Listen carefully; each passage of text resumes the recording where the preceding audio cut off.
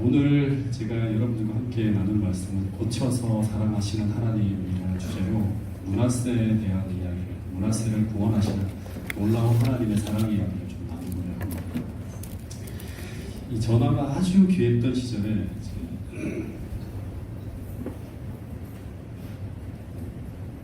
대구에 사시는 이제 작은 아버지가 태백에 오시기로 약속을 하셨습니다. 당시 제가 그 작은 아버지를 너무너무 좋아해서 그 작은 아버지가 오시기로 한 몇 주 전부터 막 들떠서 그 작은 아버지가 오시기만 계속 기다렸어요. 근데 그날이 딱 왔어요. 근데 그 작은 아버지가 이제 대구에서 출발하는 기차 시간을 제가 확인해서 그 당시 대구에서 오는 기차는 태백역으로 오지 않고 통리역에 정차를 해요. 통리역에서 우리 집 근처까지 이렇게 쭉 넘어오는데 대략 한 30분 정도 시간이 걸립니다. 그래서 그 시간을 계산해서 제가 그 버스 정류장으로 나갔습니다. 근데 버스가 하나 둘 들어오는데 그 작은 아버지가 보이지 않아요. 그래서 한 2시간, 3시간을 기다리고 있다가 나중에 이제 알아보니까 이 작은 아버지가 여러 사정으로 인해서 그냥 오실 수 없게 되었다고 하는 이야기를 어머니를 통해 들었어요. 그래서 그 사실을 확인하면서 얼마나 울었는지 몰라요. 그래서 여러분, 사람의 특징 중에 하나가 뭔가 하면 내가 무엇을 하겠다고 말을 해요. 근데 인간이 하는 말은 여러 상황 속에서 그 약속을 지키지 못할 수가 있다고 하는 거예요. 왜냐하면 우리가 하는 말은 우리 속에 있는 생각을 표현한 것이지 내가 말하는 그것이 다 그대로 되어야 한다는 뜻은 아니기 때문입니다. 그래서 우리가 하는 말은 우리의 희망사항을 이야기하는 것이지 그것이 꼭 실현된다는 것을 의미하는 것은 아닙니다.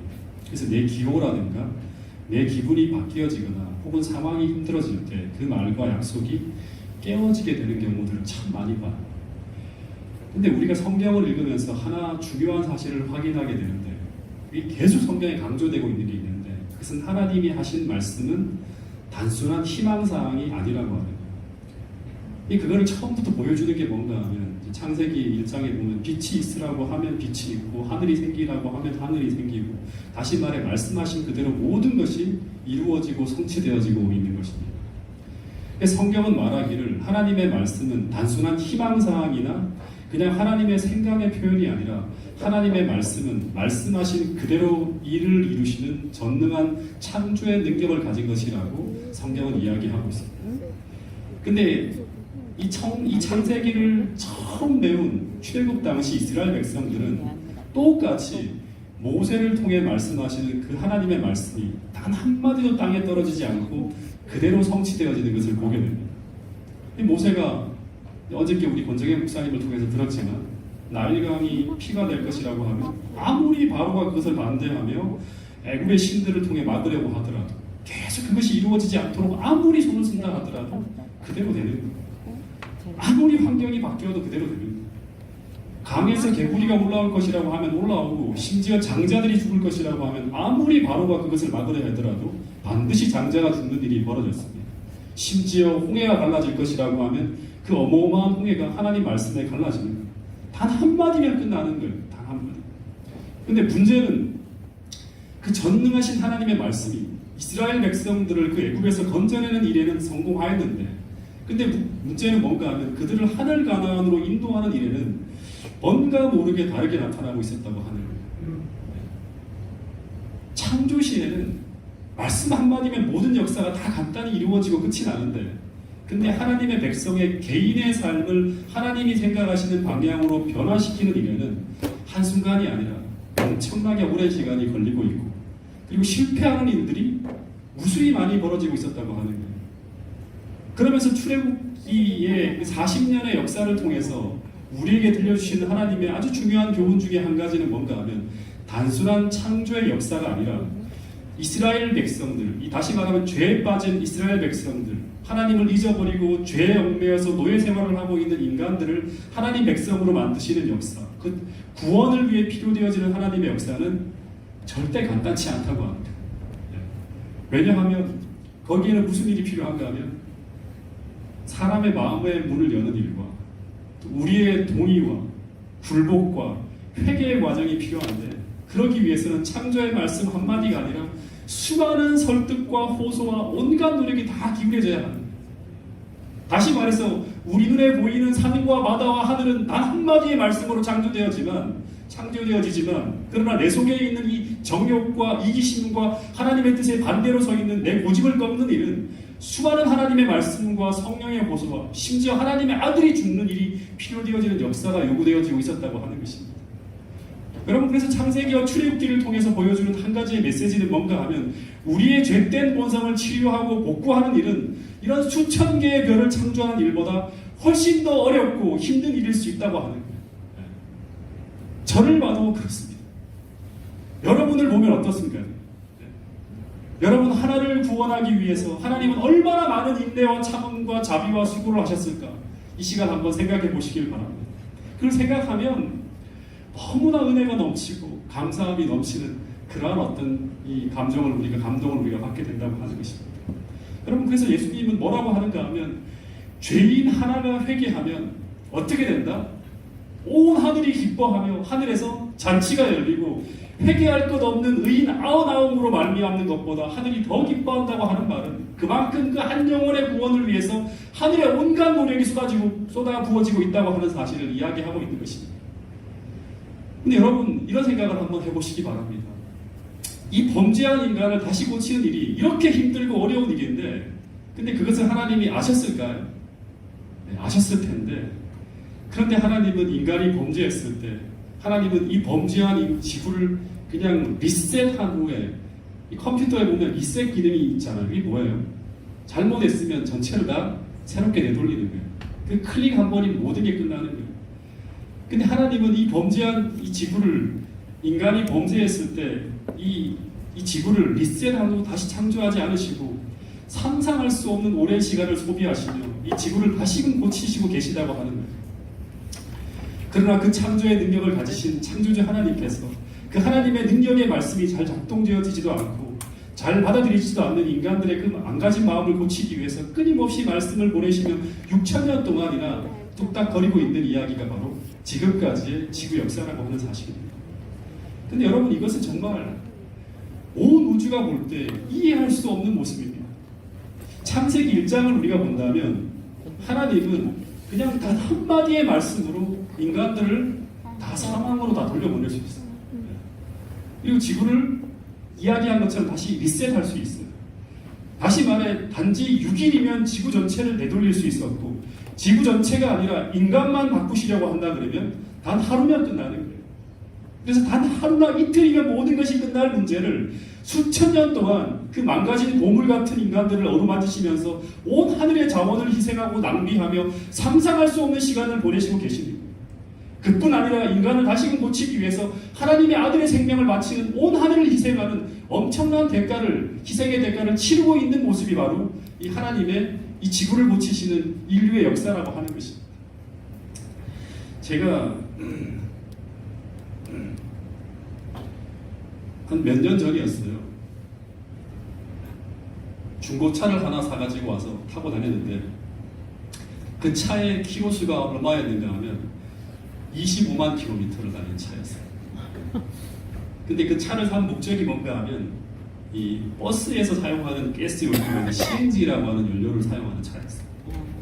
그래서 당시에 이제 성주가 한산고등학교를 이제 다니기 시작한 무렵에 이 한산고등학교를 이렇게 고등학생이니까 좀 태워줘야 되는데 수업 시간을 좀 통학하는 시간이 워낙 길어서, 근데 그냥 차를 타고 기존에 있는 차를 가지고 움직이려고 하니까 그 전에 스포티지를 타고 다녔는데 이게 너무 기름값이 많이 들어요.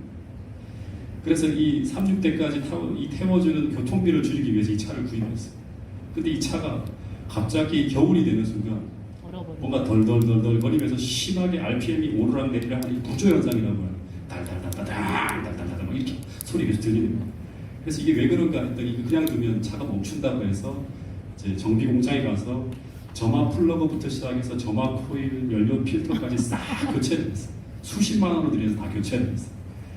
근데 얼마 지나지 않아서 이제 포천으로 제가 전도회를 가게 되었는데 주행 중에 갑자기 성주를 태워주고 집으로 돌아오는데 온도 게이지가 막 고온으로 올라가더니 범퍼에서 막 연기가 나면서 동부간선에 차가 멈춰버렸어요.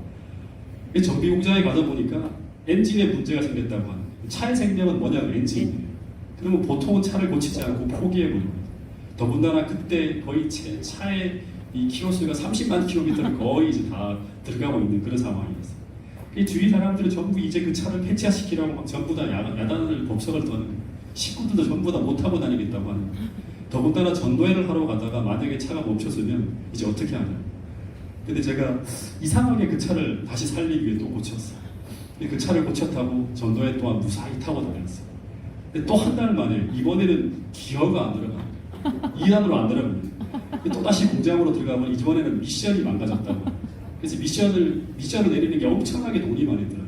이 차 미션을 들어내려서 미션을 보니까 자꾸 기름이 새는데 보니까 금이가 있는 거예요. 미션을 왔다 갔다 덜컹덜컹해요. 이 금이 간 곳을 때우고 용접하는 대공사를 했어요. 다시 말해 대수술을 3번이나 했어요. 이 손볼 건 다 손봤다 생각하는데, 근데 다음에 차를 타고 다니는 이상하게 차가 계속 정상으로 안 가고 왔다 갔다 하는 거예요. 알고 봤더니 휠 어라이먼트의 문제로 인해서 타이어가 전부 다 평마모가 심하게 나서 타이어를 전부 다 교체해야 됩니다. 계속 끊임없이 문제가 생기는 거예요. 원래 제가 차를 구입한 이유는 뭐 때문이냐고요? 연료비 절감을 위해서 차를 바꿨는데, 근데 그 목적이 완전히 사라지고 마치 골치 아픈 말썽꾸러기 하나를 맡아서 엄청 고생을 하고 있는 거예요. 그런데도 저는 이상하게 그 차를 포기하지 않고 계속 해마다 많은 수리비가 들어가는 것을 감수하며 수리하고 또 수리하고 계속 사용하고 있어요. 근데 그러다가 문득 이런 생각이 드는 거예요. 원래 하나님도 인간을 만드실 때 하나님의 형상으로 만들어서 하나님과 깊은 사랑의 교제를 나눌 목적으로 인간을 만드셨는데, 근데 인간이 범죄하면서 하나님의 뜻을 이제 알 수도 없고 이해할 수도 없는 존재를 다 전락해버렸어요. 그 목적이 상실해야 돼요. 그런데도 그런 쓸모없는 고물차 같은 우리를 그냥 포기하시지 못하시고 어마어마한 하늘의 비용을 지불하시면서 우리를 끊임없이 고치시고 또 고치고 있는 모습이 바로 하나님의 모습이라고 합니다. 여러분, 성경 전체를 연구해보면 하나님은 우리를 원래 걸작품으로 다시금 회복시켜서 하늘에서 달릴 수 있는 멋진 차로 만드시겠다는 그 꿈을 포기하지 않고 계속 달리고 있다고 하는 거예요. 그 꿈을 가지고 지금까지도 애쓰고 계시다고 성경은 이야기하고 있습니다.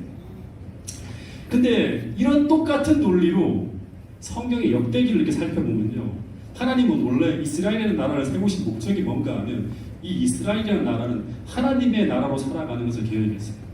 근데 이 나라가 계속 고장이 나요. 계속 고장이 나요. 하나님이 고치고 또 고치지만 계속 고장이 나요. 그러다가 나중에는 이 목적을 완전히 상실한 채로 마치 고장난 기차처럼 달려가면서 계속 사고를 치고 있는 거예요. 그러다가 그 나라가 이제 하나님이 더 이상 운전하실 수 없을 만큼 망가지면서 그 나라를 더 이상 수리 불가능한 지점까지 망가뜨리는 왕이 등장하는데, 그 왕이 누구인지 아십니까? 므낫세. 네, 그 왕이 바로 므낫세라고 하는 왕이에요. 여러분, 우리라고 하면 이 므낫세를 그냥 가만두지 않고 핀셋처럼 딱 찍어내서 죽일 것 같은데, 근데 하나님은 이 유다라는 한 나라를 아니라 성경을 가만히 읽어보면 어쩌면 이 므낫세라는 한 인간에게 더 큰 관심을 가지시고 그 한 인간을 고치시기 위해 또 고치고 또 고치고 끊임없이 그 인생을 따라가며 수리하시는 이 기가 막힌 이야기가 바로 오늘 나눌 이 므낫세라는 왕에 대한 이야기입니다. 여러분, 성경에 등장하는 왕 중에서 가장 악한 왕 둘이 등장하는데, 북방 이스라엘에는 이 왕이 있고 남방 유다에는 이 왕이 있어요. 북방 이스라엘에는 누가 있죠? 아합이라고 하는 왕이 최악의 왕이에요. 근데 그 아합이라는 왕과 방불할 만큼 남방 유다에는 그 악한 왕이 누군가 하면 므낫세라는 왕이에요. 이 역대 유다 왕 중에 최악의 왕이에요. 근데 이 아합이라는 왕은 결국 하나님이 고치지 못해요. 그래서 폐기되어집니다. 그래서 연구할 필요가 별로 없지만 이 므낫세는 우리가 하늘에 가면 볼 수 있는 인물이기 때문에 우리가 깊이 연구해 봐야 하는 인물입니다. 근데 이 충격적인 사실 중에 하나는 뭔가 하면 이 므낫세의 아버지가 누구인가 하면 누구죠? 이 므낫세의 아버지가 누구죠? 예, 히스기야라고 하는 이스라엘의 3대 선한 왕 중에 한 사람이에요. 그 사람이 바로 히스기야가 바로 이 므낫세의 아버지입니다. 그러니까 가장 선한 아버지 밑에 최악의 아들이 태어났다고 하는 것입니다. 근데 이 므낫세가 어떻게 살아갔는가? 우리가 정말 훌륭한 업적을 하면서 히스기야의 그 개혁 정책을 이어가면서 멋지게 하나님의 나라를 바로 세울 것 같은데, 충격적이게도 다른 스토리가 쓰여지고 있습니다. 우리 열왕기하 21장 1절부터 5절에 있는 말씀을 같이 한번 읽어보겠습니다. 시작. 므낫세가 왕이 될 때 나이가 12세라 예루살렘에서 55년간 다스리니라. 그의 어머니 이름은 헵시바더라.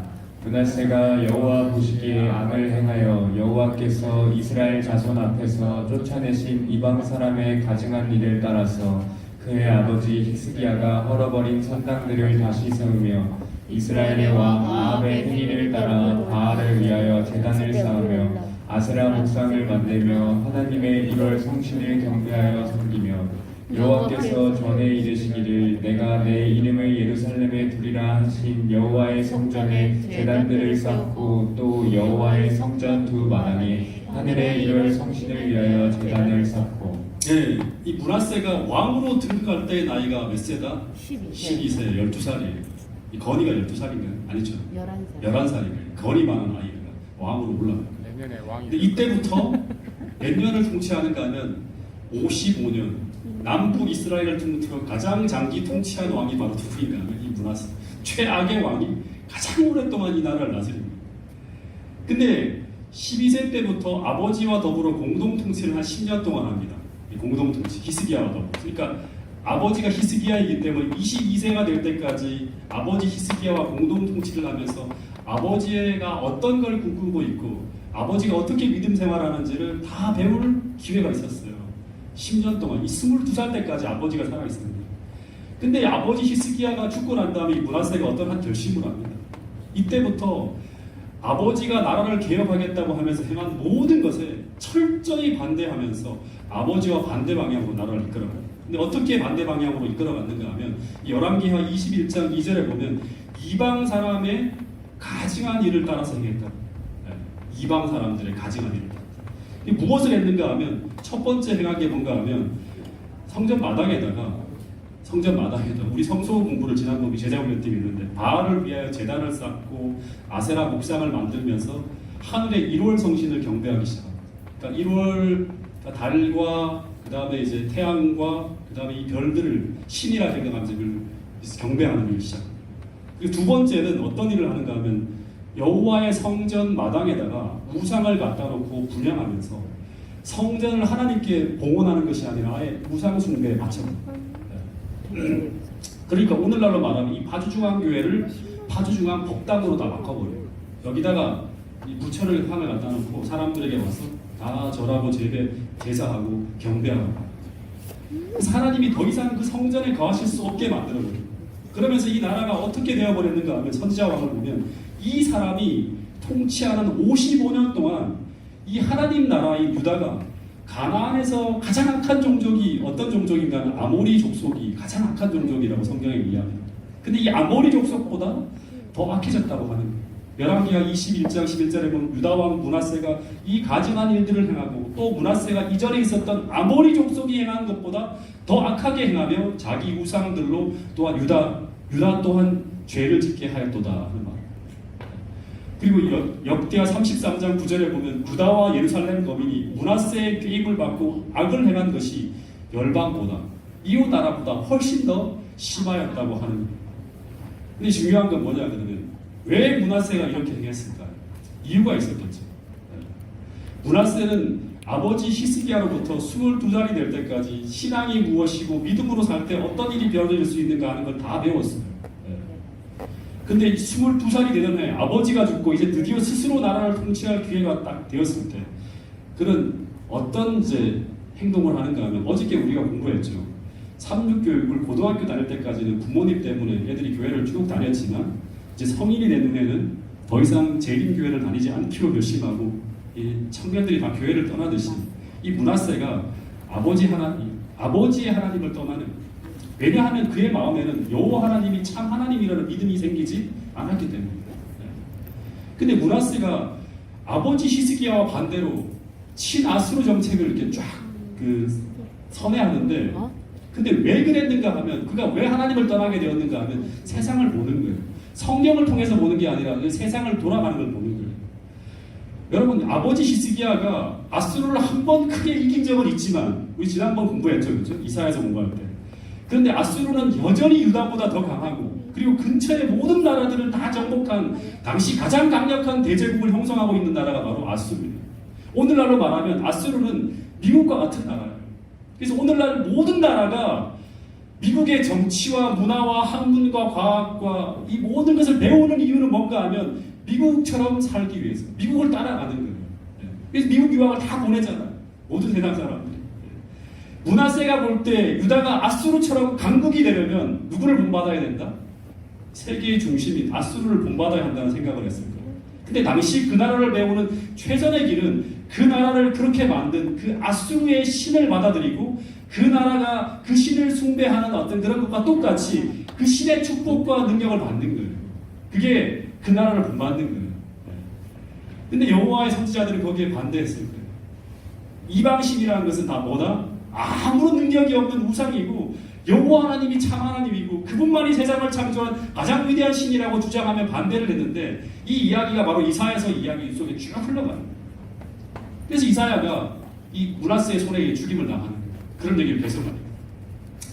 근데 므낫세가 보기에 정말 여호와 하나님이 정말 참신이고 그리고 그분이 신들 중에 가장 위대한 신이라면 세상이 이렇게 돌아가서는 안 되는 거예요. 하나님을 200년 동안 믿어왔던 북방 이스라엘이 저렇게 허망하게 아수르에게 멸망을 당하는 거예요. 히스기야가 등극하기 바로 전에 북방 이스라엘이 망하는 거예요. 그리고 더하여서 유다가 이렇게 형편없는 나라로 전락하고 있는 것은 아수르의 신이 더 위대하고 더 강대하다는 증거라고 하는 거예요. 그래서 므낫세가 볼 때 진짜 위대한 신은 저 아수르라는 나라를 위대한 제국으로 만든 저 이방신이라고 생각하면서 이 므낫세는 유다를 아수르 제국처럼 위대한 제국으로 만들기 위해서는 어떻게 해야 되는가 하면 여호와의 신앙을 포기하고 아수르가 믿고 의지하는 그 신들을 수용하면서 그 신들을 숭배해야 된다고 생각하는 거예요. 여러분 성경에 보면 여러분 정신 잘 차리셔야 돼요. 하나님을 믿는 백성들이 하나님을 버리고 우상 숭배에 빠지게 되는 이야기를 보면 대부분 이렇게 하나님을 떠나가게 됩니다. 말라기서를 보면 하나님을 믿는 백성들이 이런 말을 하면서 우상 숭배에 빠지게 되었다는 그런 기록이 있습니다. 자, 같이 한번 읽어보겠습니다. 말라기 3장 14절 15절 말씀입니다. 시작. 이는 너희가 말하기를 하나님을 섬기는 것이 헛되니 만군의 여호와 앞에서 그 명령을 지키며 슬프게 하는 것이 무엇이 유익하리요. 지금 우리는 교만한 자가 복되다 하며 악을 행하는 자가 번성하며 하나님을 시험하는 자가 화를 면한다 하노라 함이라. 네, 오늘날도 마찬가지예요. 그죠? 제일 단적으로 생각하면 이 재림교회가 진리교회라고 하지만 당시 고대 근동의 유다가 그랬듯이 재림교회는 어디를 가나? 정말 보잘것없고 초라한 모습으로 서 있어요. 제가 지금까지 다니겠던 교회가 세 군데인데요. 여기까지. 이 세 군데의 교회가 위치한 곳이 전부 다 사람들이 교회 위치를 물어볼 때 소개하기가 쉽지 않은 아주 귀퉁이에요. 또 편말이 잘 간판이 보이지 않는 곳이나 아주 외진 곳에 다 위치해 있다는 거예요. 다 가난하고 다 보잘것없고 다 그런 곳이에요. 제가 첫 임지는 다 쓰러져가는 건물에 천장이 너무나 어두워요. 이게 낮고 그리고 그곳에 올라가는 계단에는 화장실 냄새가 진동하는 그런 곳이 안식일마다 그 화장실 냄새가 너무 진동해요. 그러니까 어떤 한 사람이 이제 교회를 인도하기 위해서 어떤 사람을 데리고 왔는데 그 사람이 교회로 와다가 거기는 귀신이 나올 것 같아서 그 교회 못 다니겠다. 그래서 교회를 안 다니는 사람이 있다고.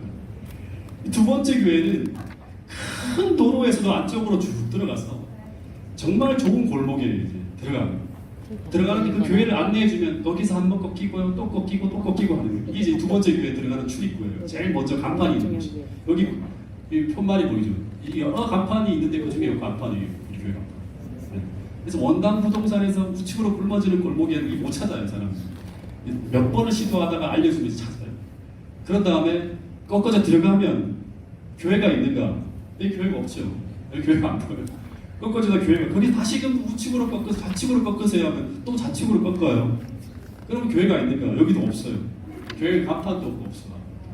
그 다음에 그 막다른 골목에서 교회가 안 보이시면 우측으로 한 번 더 오세요. 그러면 우측에 보면 뭔가 가정집 대문 같은 문이 있어요. 이게 교회에 들어가는 출입구예요. 위에 간판도 없어요. 그런 다음에 안에 들어가 보시면 이 교회가 있는데 그 교회 안에 들어가도 이렇게 큰 건물이 이렇게 하나 세워져 있어요. 이 보면 주변에 다 건물이 둘러싸여 있는데 이 안쪽에 맹지 속에 이제 교회가 있는 거예요. 네. 그래서 들어가려면 이렇게 꺾어지고 이렇게 꺾어지고 이렇게 꺾어져 들어가야지만 교회가 간신히 보입니다. 그래서 바깥에서 교회 간판이 보여요. 어떻게 들어가요? 그러는데 아무리 설명해도 빙빙 돌기만 하고 못 찾아보죠. 네. 네. 그래서 주변에 외진 곳에 꼭꼭 숨어 있는데 그 교회 건물은 마치 주변에 있는 모든 세상은 다 변해가고 있는데도 정말 상록수처럼 변하지 않고 우리는 언제나 80년대 그 문화와 그 분위기를 그대로 유지하면서 아주 초라하게 서 있었던 모습으로 있는 게 바로 제가 다니던 교회예요. 근데 근처에 불과 몇 미터 얼마 떨어지지 않은 곳에 한 30분도 채 안 가죠. 차로 가면 한 10분 정도 가면 이 세상에서 제일 큰 교회, 우리나라의 제일 큰 교회뿐만 아니라 세상의 제일 큰 교회 여의도 순복음교회가 있어요. 이게 정말 비교할 수 없을 만큼 의리의리한 교회가 있죠. 이 북쪽으로 올라가면 서쪽으로 올라가면 그 교회가 있고요. 다시금 이 강남 쪽으로 똑같은 거리에 가면 어떤 교회가 있는가 하면 이 우리나라에서 제일 비싼 교회, 3천억을 들여서 지은 사랑의 교회가 있어요. 바로 옆에. 근데 이 교회들이 마치 거대한 아수르 제국처럼 세상을 보렴하면서 하나님께서 함께 하시는 능력으로 계속 성장하고 있는 것처럼 보이는 거예요. 근데 원래 신명기 28장을 보면 하나님은 하나님의 백성들을 세상의 모든 민족 위에 뛰어난 민족으로 만들어 주신다고 했는데, 근데 실제로 여의도 순복음교회나 사랑의 교회가 그런 축복 속에서 그렇게 변해가고 있잖아요. 성경을 안 보면, 간단하게 보면 피상적으로 그렇게 변해가고 있는 거예요. 그래서 우리는 이런 생각이 드는 거예요. 과연 이 교회가 정말 진리 교회가 맞는가? 이 문하세가 그런 고민을 했던 거죠. 이런 의구심이 드는 거예요. 그 속에서 어떤 일이 벌어지고 있는지는 보지 않고 그냥 그 화려한 건물과 그 엄청난 크기와 규모와 힘에 무릎을 꿇어버리는 거예요. 그러면서 마치 성경 말씀처럼 오늘 우리가 이 진리를 고수하며 하나님의 명령을 지키며 참되게 행하는 것이 무엇이 유익한가? 지금 세상은 교만하게 살아가고 하나님 뜻대로 행하지 아니하며 악을 행하는 자가 번성하고 축복을 받고 있다고 말하는데, 그 이문의 말씀을 통해서 명쾌한 답을 해야 되는데 할 말이 없는 거예요. 그래서 이런 시험이 몰려올 때 오늘 우리가 성경에서 이렇게 행하면 이렇게 되리라고 예언한 그 예언의 말씀과 그리고 그것을 언약한 말씀을 통해 언약의 말씀을 통해서 이 상황을 해석하지 못하면 그들은 이 거꾸로 돌아가는 것이 마치 이 세상의 현상을 보면서 거기에 대한 답을 찾지 못하고 하나님을 포기하고 이 세상신을 따라가게 됩니다. 므낫세가 그렇게 행했던 것처럼. 여러분, 그래서 이 므낫세가 이런 최악의 실패와 잘못된 선택을 하게 된 것은 어쩌면 단 하나예요.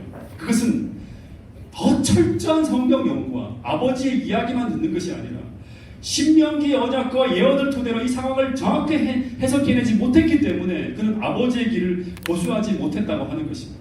그래서 그는 당시 가장 강대한 아수르 제국과 화친하고 그리고 유다를 그 나라처럼 위대한 제국으로 성장시키겠다는 꿈을 꾸면서 철저하게 하나님으로부터 돌아서서 이방신을 따라갑니다. 여러분, 우리도 하나님을 믿어보려면 제대로 믿어보자고 하는 것처럼 이 므낫세도 이 이방신을 이제 적당하게가 아니라 한번 제대로 철저하게 믿어보려고 했던 거예요. 모든 소랑들은 양다리를 걸쳤어요. 세상과 하나님 양다리를 걸치면서 완전히 하나님을 못 떠나요. 그래서 이 므낫세의 생각은 그들이 그 이방신의 축복을 받지 못한 이유는 뭔가 하면 철저하게 그쪽으로 돌아서지 않았기 때문이라고 생각을 해요. 그래서 이 므낫세가 철저하게 이방신을 숭배로 돌아서는데, 그래서 당시 하나님의 입장에서는 가장 악한 죄악이지만 그가 어떻게 하는가 하면 이 이방신의 입장에서는 최고의 헌신이 이것까지 합니다.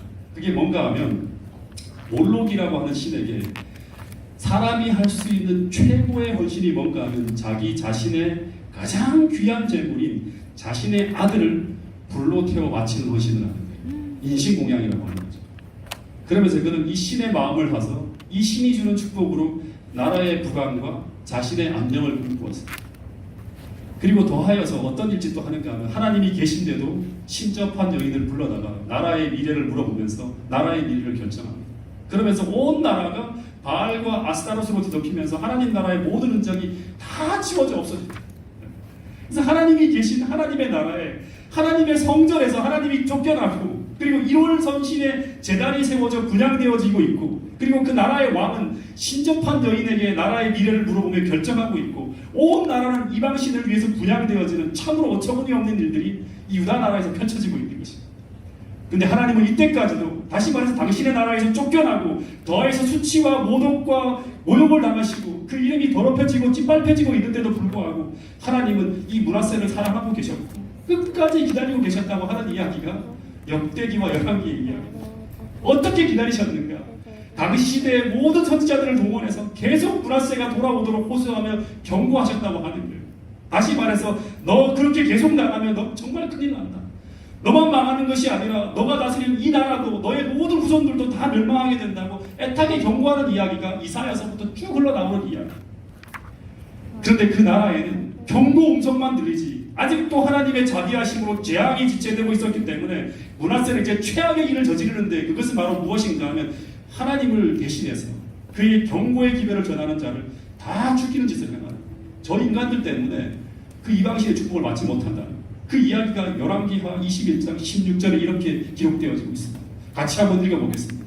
시작. 므낫세가 유다에게 범죄하게 하여 여호와께서 보시기에 악을 행한 것 외에도 또 무죄한 자의 피를 심히 많이 흘려 예루살렘 이 끝에서 저 끝까지 가득하게 하였더라. 다 죽여버리는 거예요. 하나님을 믿는다고 하는 사람들은 다 죽여버려요. 여호와의 기별을 전하는 사람들은 다 죽여버려요. 당시 하나님의 충성된 선지자들은 목숨을 걸고 끝까지 하나님의 뜻을 전달하면서 므낫세에 맞서 싸웠어요. 근데 그런 선지자들을 므낫세는 다 죽여버려요. 그래서 이 선지자들의 죽음으로 이제 므낫세는 하나님의 뜻이 전달될 수 있는 모든 통로를 다 차단합니다. 다시 말해서 모든 귀를 막고 모든 하늘로 통하는 문을 걸어 잠그고 멸망을 향해 달려가고 있었다고 합니다. 그러면 하나님이 여기서 끝내야 돼. 하나님의 방법은 이제 없는 것처럼 보이는 거예요. 근데도 하나님은 여기서 이 므낫세를 포기하지 않고 마지막으로 그의 망문을 두드립니다. 므낫세야, 제발 돌아섭니다.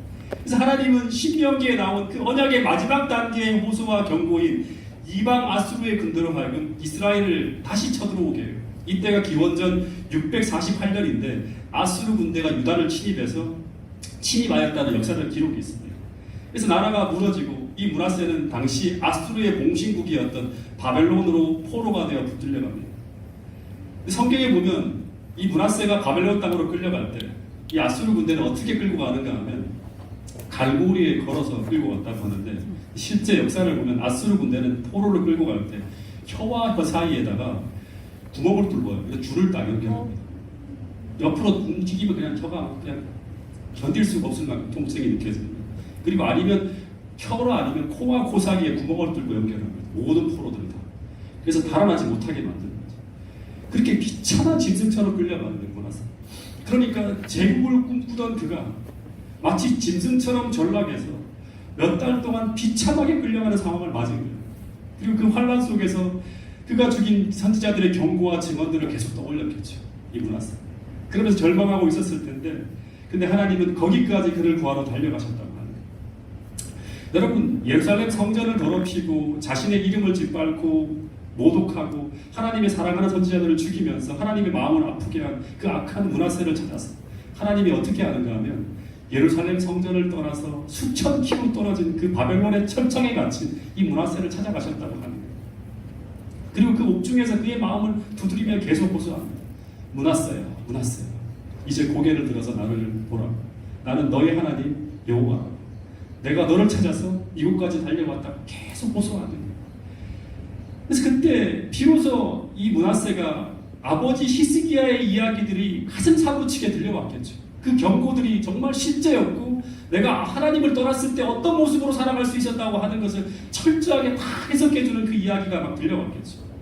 근데 이 끈질기고 놀라운 하나님의 사랑의 노력이 마침내 이 완악한 죄인 므낫세를 고치게 되었다고 성경은 기록하고 있습니다. 이 놀라운 기사가 역대하 33장에 실려 있는 거예요. 33장 10절부터 13절의 말씀을 같이 한번 읽어보겠습니다. 시작. 여호와께서 므낫세와 그의 백성들에게 이르셨으나 그들이 듣지 아니하므로 여호와께서 아수르 왕의 군대 지휘관들이 와서 치게 하시매 그들이 므낫세를 사로잡고 쇠사슬로 결박하여 바벨론으로 끌고 간지라. 그가 환난을 당하여 그의 하나님 여호와께 간구하고 그의 조상들의 하나님 앞에 크게 겸손하여 기도하였으므로 하나님이 그의 기도를 받으시며 그의 간구를 들으시사 그가 예루살렘에 돌아와서 다시 왕위에 앉게 하심에 므낫세가 그제서야 여호와께서 하나님이신 줄을 알았더라. 그러니까 이 환난 중에 하나님 앞에 이 므낫세가 자신을 낮추게 되고 그리고 비로소 하나님을 향한 진실한 기도가 나오는 거예요. 하나님, 정말 저는 죽을 수밖에 없는 죄인입니다 하고 막 통곡하며 울었겠죠. 네. 그때 이 므낫세는 그 기도하면서 뭘 느끼는가 하면 성령께서 자기에게 자비를 베푸시고 있는 걸 느끼는 거예요. 그러면서 여호와께서 진짜 하나님이신 줄을 그동안은 히스기야의 아버지의 하나님이 아니라 나의 하나님을 발견하게 되는 거예요. 그리고 이때부터 하나님은 다시금 그의 왕위를 회복시키고 짧지만 다시금 유다의 개혁을 시작하게 하십니다.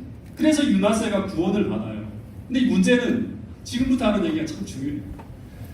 므낫세는 구원을 받지만 이 므낫세 한 사람은 구원받기는 했지만 그러나 유다라는 나라는 역사를 보고 부자 선지자를 보면 선지자 왕을 보면 돌이킬 수 없는 이 악으로 기울어져 가서 결국 망하게 돼요. 이 므낫세의 죄악을 극복하지 못했다고 하는 이야기가 계속 나와요. 성경에도 나오고 이 선지자 왕에도 나오고. 그래서 열왕기에서는 이 므낫세의 회개의 기록을 기록조차 하지 않아요. 역대기에는 기록되어 있지만 이 므낫세가 회개했다는 걸 열왕기에서는 이 사람의 회개에 대한 기록조차 기록하지 않습니다. 성경은 그가 뿌린 죄악으로 인해서 결국 나라가 망하게 됩니다. 그리고 그를 오래 참아주심으로 말미암아 어떤 일이 벌어졌습니까? 성경에 보면 수많은 의로운 사람들이 다 무참히 죽어나갑니다. 바로 죽이면 되는데 안 죽이십니다. 심지어 이사야는 요즘에 IS들이 사람을 참수할 때 어떻게 참수하죠? 칼로 목을 베어버리고 촬영하잖아요. 그런 것처럼 이 이사야, 정말 지난번에 우리가 연구했던 그 훌륭한 위대한 선지자 이사야가 이 사람이 그 자기의 계속 죄를 탄핵하고 회개하라고 한다고 불러다 놓고 그냥 죽이지 않고 모든 사람들 앞에서 내가 얼마나 여호와 하나님을 내가 두려워하지 않는지 보여주겠다. 나는 이방신을 믿는다. 너희들 봐라. 유다 왕이 어떻게 하는지 봐라고 이사야를 잡아놓고 모든 사람들이 보는 앞에서 공개 참수를 하는데 폼으로 썰어서 죽여. 가장 잔인하게 죽임을 당합니다. 근데 그렇게 충성스러운 하나님의 선지자가 죽어나갈 때 그때 이사야와 그와 함께 일했던 하나님의 의로운 백성들은 모두 이 므낫세의 악함에 치를 떨어서 저런 악한 인간을 왜 하나님 살려주십니까? 하면서 막 부르짖었겠죠. 그래서 이 므낫세만큼은 반드시 하늘에 없을 줄 알았는데 근데 이사야가 하늘에 올라갔을 때 거기서 누구를 만나게 될까요? 이 므낫세가 자기 앞에서 구원받아서 돌아오는 거예요. 하나님 백성으로 구원받고 오는 거예요. 다시 만나게 됩니다. 그때 그 참수의 장면을 다 지켜봤던 충성된 의인들, 그 사람에 의해서 무참히 죽어나갔던 그 사람들이 이 므낫세를 하늘에서 보게 될 때 그때 이들이 얼마나 놀라게 될까. 더하여서 이사야는 자기를 톱으로 쏘아 죽인 그 므낫세를 보게 될 때 그때 그는 고개를 돌리게 될까요? 무슨 내가 잘못 구원받았나? 여기가 천국이 아닌가? 왜 저 사람이 올라왔지? 이런 생각을 하게 될까요? 그렇지 않습니다. 아마 그런 악인까지 끝까지 포기하지 않고 구원하시는 그 하나님의 놀라운 사랑과 그 구원의 능력을 찬양합니다. 여러분 저는 므낫세를 구원하시는 하나님을 보면서 정말 하나님은 우리와 다르다는 생각을 참 많이 합니다. 세상적으로 볼 때 가장 비합리적이고 가장 비효율적으로 일하시는 분이 바로 우리 하나님입니다. 범죄한 인간을 그냥 포기하고 그냥 다시 리셋하면 단 하루면 끝날 일을 6,000년 동안 끌어오시면서 끝까지 그 인간을 포기하지 못하시는 하나님이 바로 오늘 우리가 믿는 하나님이라는 사실. 이런 신은요 세상 어디에도 없어요. 세상 어떤 신도 이렇게 하지 않아요. 므낫세를 더 살려두면 나라가 망가지고 정말 어마어마한 손실이 찾아오고 있는데도 불구하고 이 못난 인간을 아무짝에도 쓸모없는 이 몹쓸 인간을 그를 살릴 수만 있다면 그 희망을 포기하지 않고 끝까지 그를 회복시키기 위해서 끝까지 쫓아가시는 분이 바로 우리가 믿는 우리 하나님이시다고 합니다. 그 하나님의 사랑을 헤아릴 수가 없는 거예요.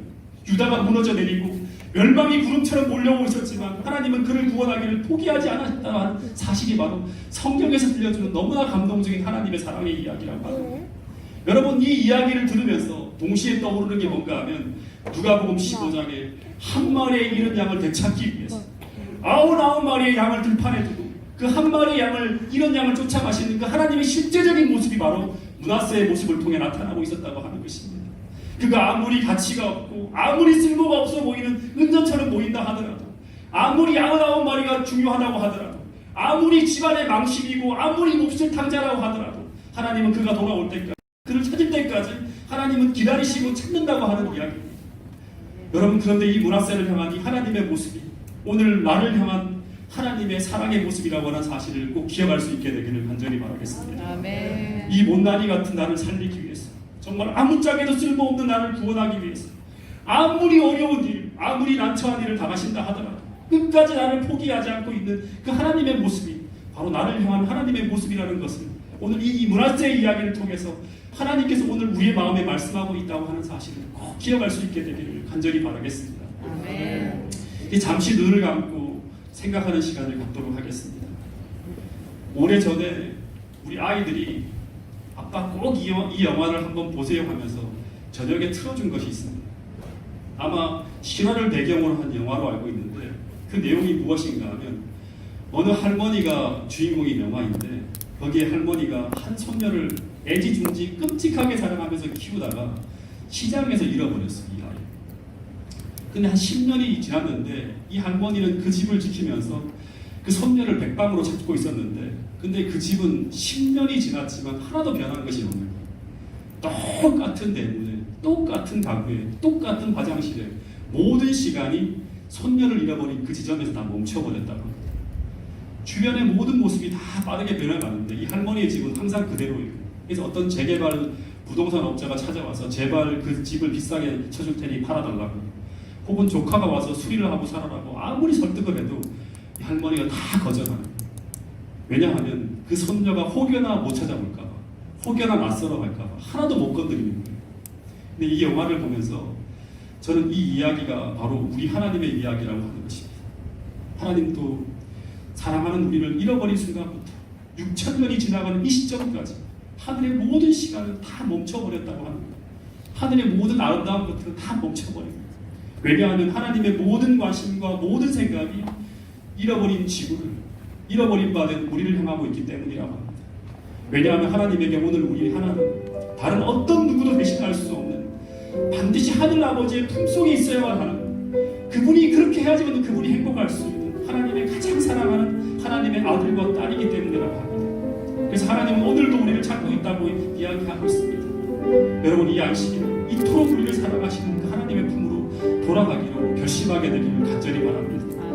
그리고 그 사랑의 깊이와 그 넓이와 그 무한한 사랑을 우리가 느낄 수 있도록 이 시간 주의 성경께서 기도하는 우리에게 충만히 임하게 해달라고 이 시간 함께 기도하는 시간 될 수 있기를 간절히 바라겠습니다. 다 함께 이 사랑을 생각하며 기도하는 시간을 갖도록 하겠습니다.